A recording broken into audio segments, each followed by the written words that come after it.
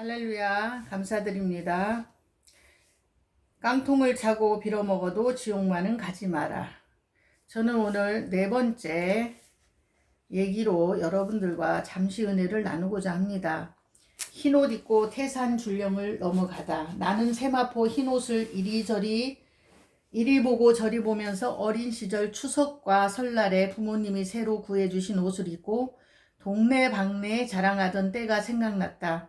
세마포 없이는 하늘나라에 들어갈 수 없다는 천사의 말을 명심하며 옷이 더러워질까 조심스러워졌다. 이제 기와집의 다른 문이 천사의 손을 통해 열리자 바로 좁은 길로 연결되어 있었다. 역시 좁은 길이라 가는 사람도 적었다. 좁은 문으로 들어가라. 멸망으로 인도하는 문은 크고 길이 넓어 그리로 들어가는 자가 많고, 생명으로 인도하는 문은 좁고 길이 협착하여 찾는 이가 적음이니라. 나도 좁은 길 가는 사람들과 합세하여 걷기 시작했다. 걸으면서도 이상한 것은 이 길이 생명의 길인데 사람들은 왜 이 길을 찾지 못하고 큰 길, 편안한 길만 선호하는지 그것이 궁금하고 이상했다.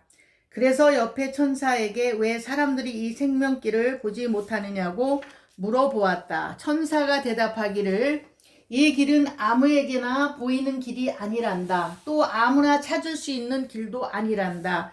하나님의 뜻과 섭리가 없으면 결탄코 찾을 수 없단다. 그럼 제가 이 좁은 길을 찾은 것이 아니네요? 그렇지, 내가 찾은 길이 아니란다. 내 아버지도 어머니도 못 찾은 길이란다. 그렇군요. 저는 어떻게 생명의 길을 찾게 되었나요? 정말 그걸 모르겠느냐? 전적으로 하나님의 은혜이지 너 스스로는 하나님을 찾을 수도 없고 만날 수도 없단다. 하나님께서 특별히 너를 사랑하셔서 만나주시고 축복해 주시고 좁은 길을 찾게 해주신 것이다. 그럼 언제부터 나를 사랑해 주시고 선택해 주시고 또 이 길을 가도록 되어 있었나요? 그것은 바울 사도가 갈라디아서 1장 15절에서 내 어머니로 태로부터 나를 택정하시고 은혜로 나를 부르신 이가 라고 했던 것처럼 내 어머니의 태로부터 택정하시고 은혜로 너를 불렀단다. 정말 주님의 은혜가 고마울 따름입니다. 그것뿐 아니란다. 바울 사도가 더 깊이 말씀한 것이 있는데 에베소서 1장 4절에서 5절의 말씀이란다. 한번 들어보겠느냐? 네, 잘 듣고 깊이 명심하겠습니다. 그리고 천사는 또박또박 성경 말씀을 읽기 시작했어요. 곧 창세전에 그리스도 안에서 우리를 택하사 우리로 사랑 안에서 그 앞에 거룩하고 흠이 없게 하시려고 그 기쁘신 뜻대로 우리를 예정하사 예수 그리스도로 말미암아 자기의 아들들이 되게 하셨으니, 이렇게 천사가 성경 말씀을 읽어줄 때 나의 가슴은 은혜로움에 감격으로 흐르는 눈물을 어찌할 바 몰랐다. 그렇구나. 내가 하나님을 찾은 것도 아니고 생명의 길을 찾는 것도 아니었구나. 정말 하나님의 은혜가 아니었다면 좀 전에 지옥의 불바다에 있었겠구나 라는 생각을 했던 것이다. 주변을 둘러보니 창세전에 이미 예정된 구원의 백성들이 땀을 뻘뻘 흘리며 돌짝밭 사이를 헤쳐가며 무거운 발걸음을 내딛고 있었다. 한 손으로 흐르는 땀방울을 훔치며 고개를 오르는데 또 이상한 것은 이들 모두가 한시도 뒤를 돌아보지 않고 앞만 보고 가는 것이었다. 내가 이미 얻었다 함도 아니요 온전히 이루었다 함도 아니라 오직 내가 그리스도 예수께 잡힌 바 된 그것을 잡으려고 쫓아가노라. 형제들아, 나는 아직 내가 잡은 줄로 여기지 아니하고 오직 한 일, 즉 뒤에 있는 것은 잊어버리고 앞에 있는 것을 잡으려고 둯대를 향하여 그리스도 예수 안에서 하나님에 의해서 부르신 부름의 상을 위하여 쫓아가노라. 빌립보서 3장 12절에서 14절 말씀.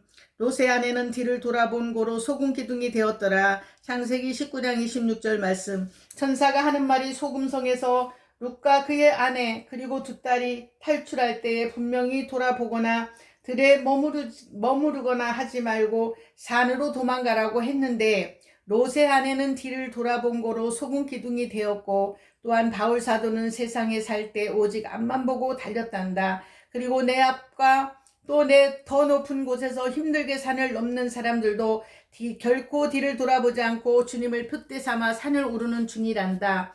천사의 말에 나는 두 손을 불끈 쥐며 결단코 나는 세상을 돌아보지 아니할 것이요 주님만을 바라보리라고 다짐하고 또 다짐했다.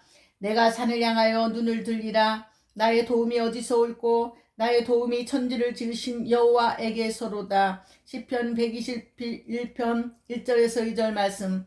땀을 뻘뻘 흘리며 올라가는데 간간히 산 위에서 부는 바람 때문에 참을 수 있었고 그들의 얼굴들은 험산 줄령을 넘기에 짜증스러운 얼굴로 변했으리라 생각이 들겠지만 하나같이 가슴속 깊은 곳에 감사가 있는 사람들이었다. 즉 이 감사가 얼굴로 올라오자 얼굴은 해같이 빛나는 것이었다. 내가 궁금했던 것은 어떻게 힘든 산을 끝까지 오를 것인가 였는데 의문이 풀리는 사건을 발견했다. 중간쯤에서 어느 성도가 힘들어 쓰러지려고 하자 갑자기 하늘에서부터 만나가 내리더니 그 입속으로 쏙 들어가는 것이다. 그때 성도는 언제 그랬냐는 듯 척척거리며 또다시 전진하는 것이 아닌가?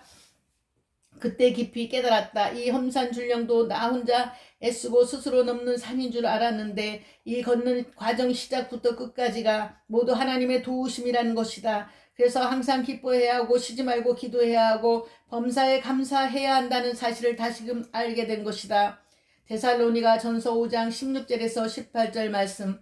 그런데 걷는 길 양옆으로 나무들이 바람에 흔들리며 찬양을 하는 것이었다. 그것이 참 신기했다. 세상에서도 바람이 불면 나뭇가지가 흔들리는 것이 당연한 것인 줄만 알았다. 산들과 모든 작은 산과 과목과 모든 백향목이며 짐승과 모든 가축과 기는 것과 나는 새며 세상의 왕들과 모든 백성과 방백과 땅의 모든 사사며 청년 남자와 처녀와 노인과 아이들아 다 여호와의 이름을 찬양할저다. 그 이름이 홀로 높으시며 그 영광이 천지에 뛰어나심이로다. 이처럼 나뭇가지에 바람에 흔들리면서 하나님을 찬양하는 것을 보며 이 땅의 모든 만물들이 하나님을 찬양하도록 만들어진 것을 알았다. 하물며 저런 산촌 초목들도 주를 찬양하는데 하나님의 형상으로 지음받은 우리 인생들이 하나님을 찬양하지 못하고 세상의 것을 찬양하며 우상 숭배하며 살아가는 것을 생각할 때 안타까운 마음이 들었다. 흰옷 입은 성도들과 같이 힘들게 산 정상에 오르게 됐다. 세상의 등산가들이 산 정상에 오를 때 정복하는 그 뿌듯함으로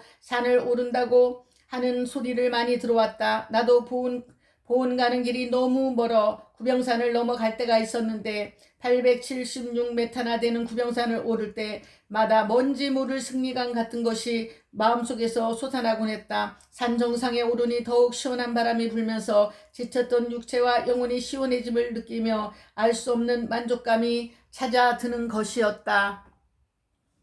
내 영혼을 소생시키시고 자기 이름을 위하여 의의 길로 인도하시는도다. 여호와여 주의 장막에 머무를 자 누구 오며 주의 성산에 사는 자 누구 오리까. 정직하게 행하며 공의를 실천하며 그의 마음을 진실을 말하며. 아멘. 오늘은 여기까지만 읽겠습니다. 오늘도 행복하고 좋은 하루가 되세요. 네 번째 이야기입니다.